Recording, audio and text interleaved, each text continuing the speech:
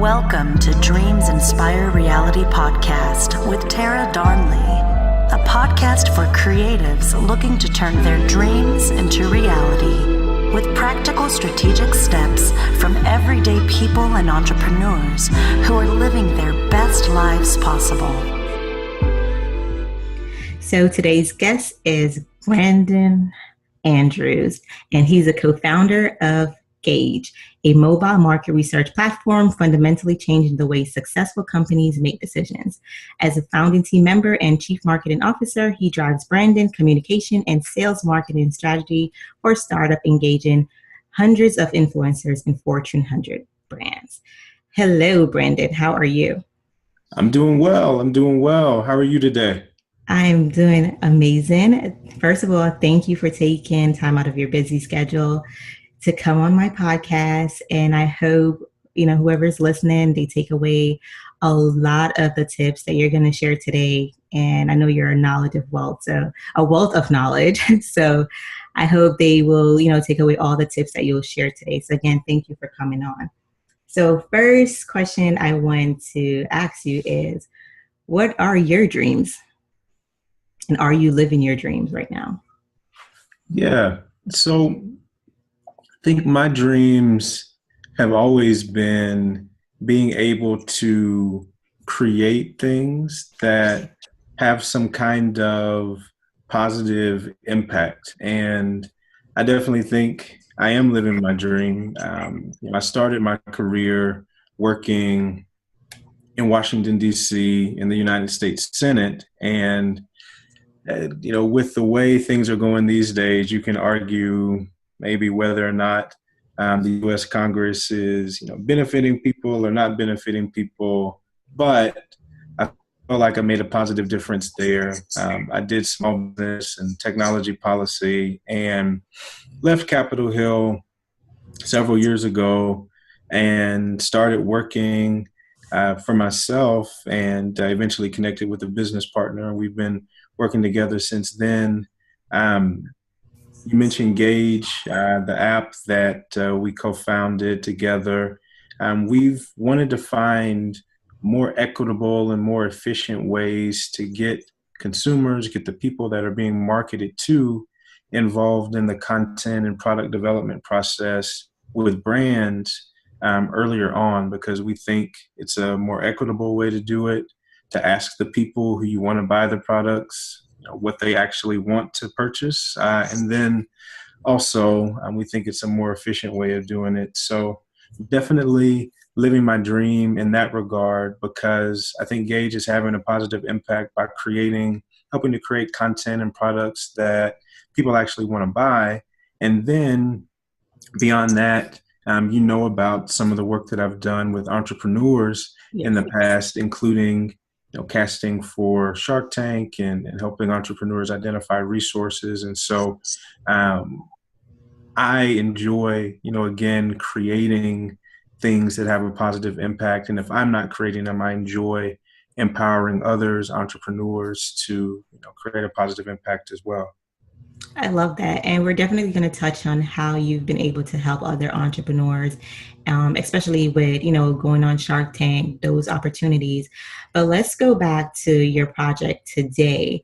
Like, what are some of the struggles or challenges you're having in starting this new venture? Well, let me tell you a little bit of the origin story here. So a business partner and I, Joshua, actually met when we were both working on Capitol Hill. He ended up going to the White House and working for President Obama. I stayed on Capitol Hill. We left government around the same time and started on separate paths, but eventually reconnected, started working together in business. And so we've had this consulting business for the past few years, and very often brands will come to us and say, what do you think about this product? What do you think about this piece of content? What's your professional opinion on this business decision that we're considering? And although we've always appreciated having a seat at the table, we've never felt like we've spoken for everybody. Very often they'll say, hey, what do you think this demographic or this group of people will think about this new product or this new content or this new idea or this new title? And we've wanted to find a more efficient way, a more equitable way to connect consumers to brands. And we really feel like this is it. And so in terms of challenges, the first challenge is, we've been able to build a fairly successful consulting business. So it's taking the risk of letting something successful go to potentially take advantage of an even better opportunity. And so that means not taking on new work for the consultancy at times. And it also means using the money from the consultancy, the revenue, to fund the new project that we're working on, the new app. And then it also means capacity-wise, figuring out how we reallocate time to take advantage of this new opportunity while still having the old consulting thing that's there. So those are all challenges. That time management, that client management piece is a challenge. But then whenever you're starting something new, I think when you start something new, you feel like it means more than it would have meant if someone else were funding it, or if someone else's name was on the LLC, or whatever corporate structure you're using. And so very often that means you take longer to make decisions, you extend out timelines. And so what I found as an entrepreneur, and this is the second mobile app that I've actually co-founded, what I found as an entrepreneur is that the shorter the time between the mistake and implementing the solution, the more successful you're going to be. It's not about necessarily making less mistakes. It's about making the necessary mistakes to learn and implementing whatever the solution is as quickly as possible. And so as an entrepreneur, I feel like that's counterintuitive very often, just because you care more, because it's your money, it's your time, it's your thing. And so you think, we should take more time to figure out things. And some things take a little bit of time to figure out. But, very often, especially in startup stage, the quicker you can make a mistake, figure out what the problem is, and implement the solution, the better you're going to be. And so I think it's overcoming the fact that you care so much as an entrepreneur. That's, one of the more significant problems, in addition to some of the time management and other things that I mentioned. I love that. And I mean, you said a whole lot, and I hope if you're listening, I hope you're taking notes. But one of the things that stood out to me, what you said, was basically you're using your first company to fund this new venture, and you're basically taking a risk, because you're telling your clients, what, hold off while we see the opportunity for this new project. So what gave you the confidence with this new project to say, what, it's going to be successful, and I believe in it so much that I'm going to take the money from my first business to invest in it. And not only that, I'm going to put my other business on pause? Well, I really think that's the critical question for every entrepreneur. It's not just, why are you doing this? It's not just, what market opportunity do you see here? It's not just, do you have a fully formed solution to the problem that you're trying to solve? It's a belief that you are uniquely qualified, you are uniquely positioned to take advantage of this market opportunity, to solve this problem, to build this business. You are uniquely qualified to do it in a way that others aren't. And I think as an entrepreneur starting out, that's what you have to believe, because, we mentioned, Shark Tank, and I've met thousands of entrepreneurs around the country at casting calls. And I can tell you that many of the ideas are similar. It's not necessarily about having an original idea, although original ideas are great to have. And if you have one, lean into it, protected intellectual property in that business. But even if you don't have an original idea, or even if you think your idea is original, probably somebody else has thought about it, because the human condition makes us experience things in a similar way. It's about that belief that you are uniquely qualified to take advantage of the opportunity that's in front of you. And so I think that, beyond anything else, is what has to fuel you initially as an entrepreneur. And then as you get traction, as you do your market research, as potentially have sales, as you do your customer validation, and begin to try to find product market fit for whatever your business is. As you get those validation points, those things can build your confidence as well. But from the beginning, it's got to be, I'm unique. I'm an entrepreneur in this space. I recognize the opportunity. I'm uniquely qualified to take advantage of it. And so here I go. I love that. And for this project, can you take us through just some of the steps that you're taking to, gain traction? Or are you currently seeking investors at this point? Like where are you guys right now with this project?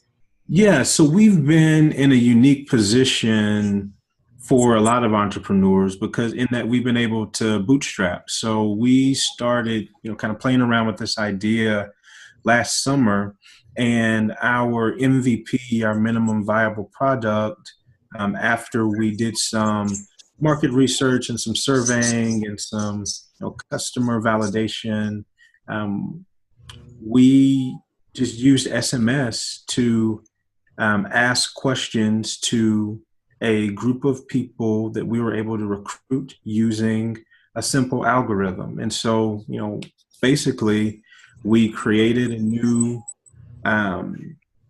phone number and sent those messages to this group via group message. The group responded, and then we would take that information, take that data, and put it into a report and give it to a client. So that was our MVP. Now that, was very low cost. It really didn't cost us anything but the time to do it, because, we were just using our phones, and, maybe we paid, $5 or $10 for that, new phone number that we created. But we were able to test the idea without having to spend a lot of money on building a mobile app. Now, we've built the app, and the app is in beta, and all the functionality is there, etc. We started there back in the summer. We started building the app, and then as we started building the app, we actually started reaching out to potential customers. So both big brands. We've been fortunate in the consulting business to be able to work with some really big brands, some Fortune 100 companies. And we began introducing the idea, kind of socializing the idea of this new market research capability that we had available, enticing them to use it. And then we also sent messages to other startup founders and said, hey, if you're looking for product market fit, if you're trying to do customer validation, if you're trying to do temperature analysis with your target market, this could potentially be something that you could use, and we'd be happy to do some polling for you, some surveying for you for free. You'll get the results, and then we'll get the data, which will be important to us as we're figuring out the next steps for the business. And that got us to around the end of last year, when we actually launched our beta on iPhone. So for some of you may be familiar, if you are building an app and want to get it in the App Store for iPhone, you go through iConnect, and iConnect has an app called TestFlight. And so TestFlight allows you to push your beta app to a group of up to 10,000 beta testers. Those testers give you feedback on the app, i.e., this page crashed, or this button works, this button doesn't work. Then you take that data that you get from beta testers, and you create successive versions of the app until you get an app that is consistent enough with enough users in that beta test for you to feel confident enough putting it in the app store, having people download it. And so that's what we've been doing over the past, month and a half or so. We've been going through beta testing, learning as much as we can. But we've also been, as we're beta testing, using the algorithm that we built to recruit consumers and also run polls that have been paid. So we've actually been able to get paying customers as we've been going through the beta app, through the beta for our app. And when we launch in the App Store, we're going to be launching already having paid customers and already, fairly far along in terms of figuring out product market fit. So that's been the story so far. Still a lot of work to do, but also I think, still a lot of positive potential there with the app. I love that you guys are testing everything first and basically doing market research, because so often, we have a product idea, we have, a thought, and we're like, okay, I'm just going to bring this to market. And we don't clearly, think everything through and what our potential customer base looks like. We don't even think about those things until we make the product, and then we just have the product sitting there because we forgot to do that step. I know for me personally, our tester was our daughter. So yeah. We were lucky in just saying, okay, she loves it. And we tested, but we still went out and tested social media by just posting her using the product. And for you guys that don't know, our product is a tea the mitten. So when we posted that, parents' reaction was just amazing. And so we're like, okay, it seems like we may have a viable product here. But I love that you guys took that step, because so often, we skip that step, and that's a major step. So now that you're testing the market and you're seeing the traction, are you guys planning to seek investors, or you're just going to bootstrap this? Well, our strategy to date, as I said, has been, taking revenue from consulting and investing it into this app business. We've been able to generate some revenue with the app business itself so far, which has been great. But we want to grow big, fast. So yeah, we're going to have to take on outside money sooner rather than later. I think if you are seeking an investor or building a company that's going to need some kind of outside money, the steps that we took, so yes, building a low-cost MVP, and then investing our own money, so bootstrapping, and then being able to show market validation through market research, surveys, etc.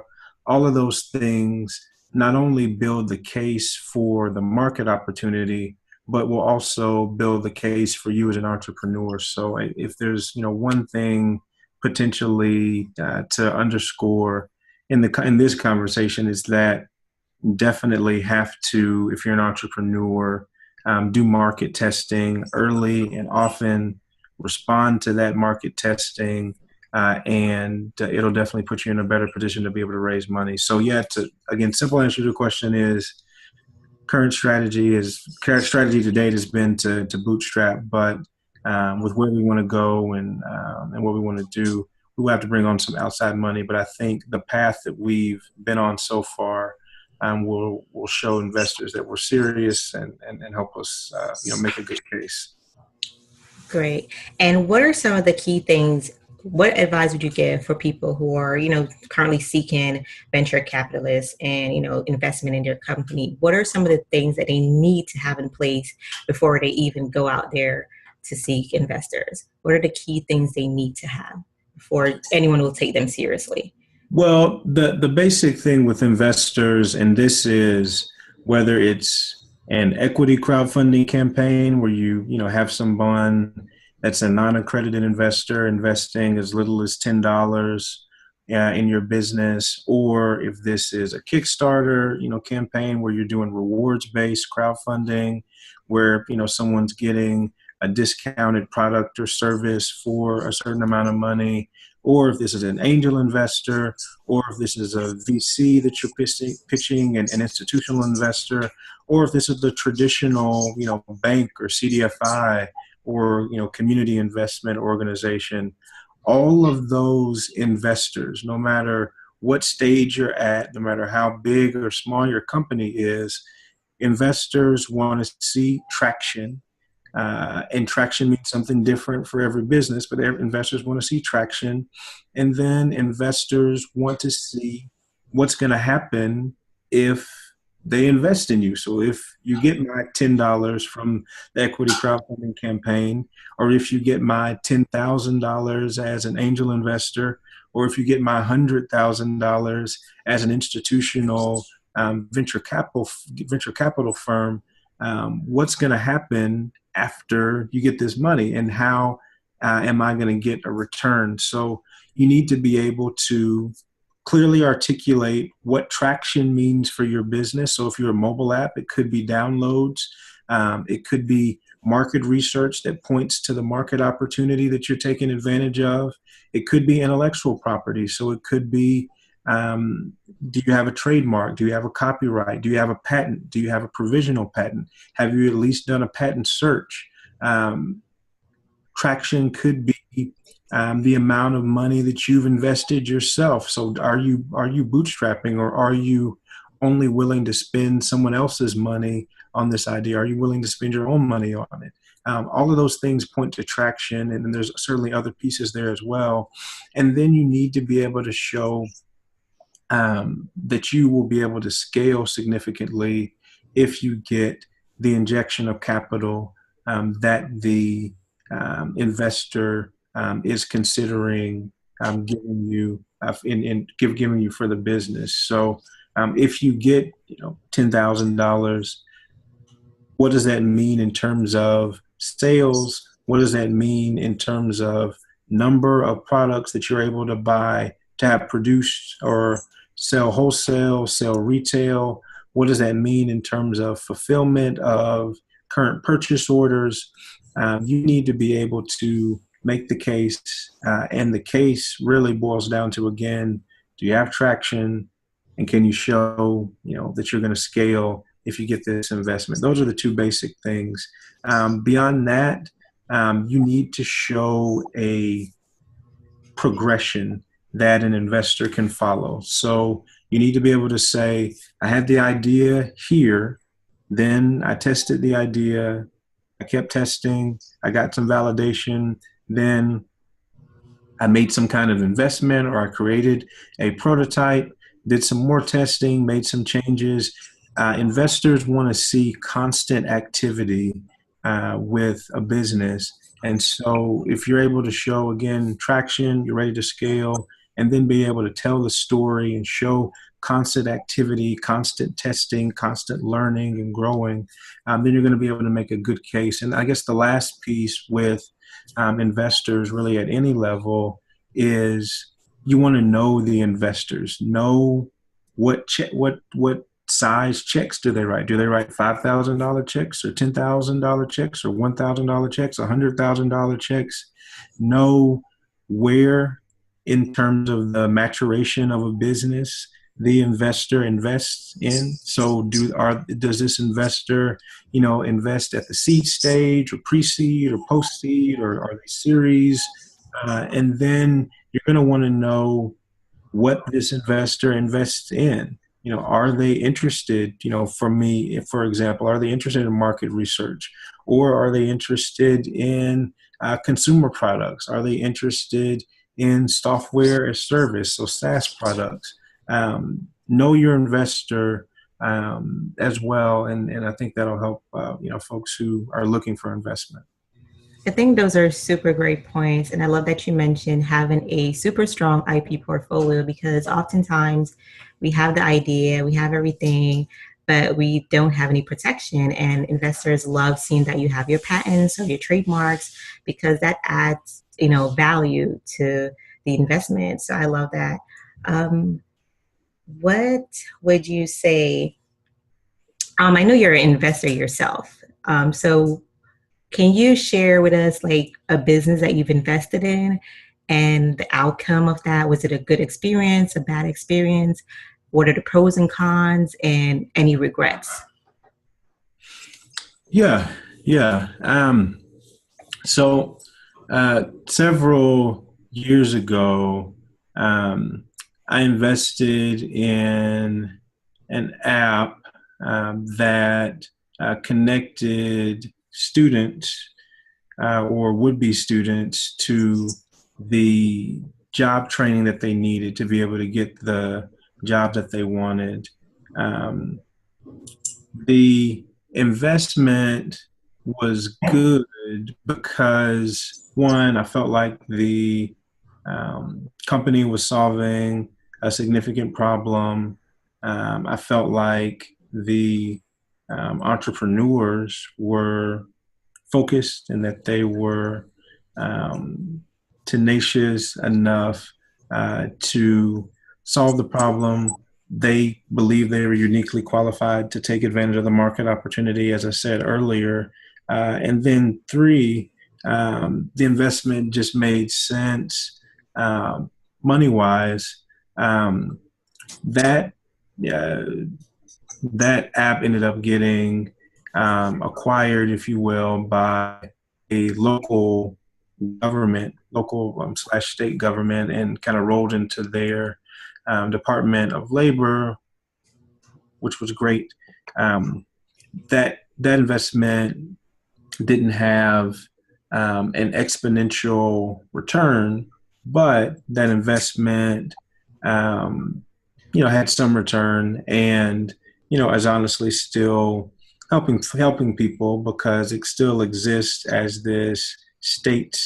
Um, it still exists as this as the state's Department of Labor and the state's Department of Labor office as one of their offerings, which is a good thing. So the investment in the actual core of the business is outliving the app because the app's no longer in the app store and the founders are on and doing other things. And so I think I think for any investor, having a consistent investment theory um, is really important as you're thinking about businesses because people have great ideas and people have good businesses all the time, but that doesn't mean that those great ideas or good businesses need your money or your time potentially if you're going to do a board seat or be an advisor or try to or have a more significant kind of day-to-day role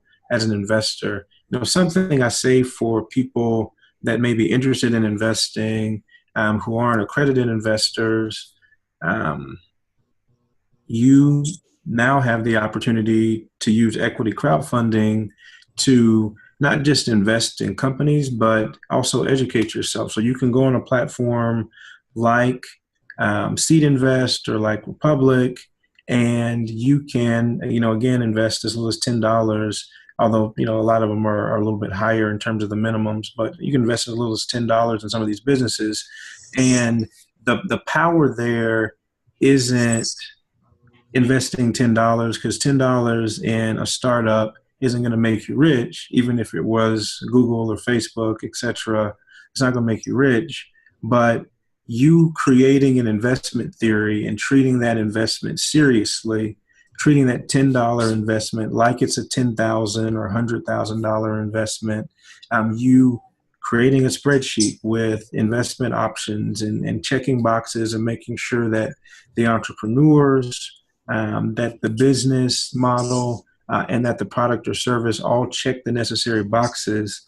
That process will necessarily make you a better investor, but it'll also, if you're an entrepreneur, make you a better entrepreneur because you will be thinking as investors might be thinking before, as they're considering investing in your business. So definitely recommend that everybody, take $10, $50, $100, and an hour of your time and go to one of these equity crowdfunding web platforms and create an investment theory, put the companies that you're thinking about investing in into a table in Excel, very simple, and fill the boxes that are filled in terms of founders, again, business model, and product or service. Is it in the area that you want to invest in? And that, again, will make you a better investor. But then too, if you're an entrepreneur, it'll help you think like an investor, which will be helpful in your conversations with them, whether you're, pitching early on in your maturation of your business, or if you're pitching, later on.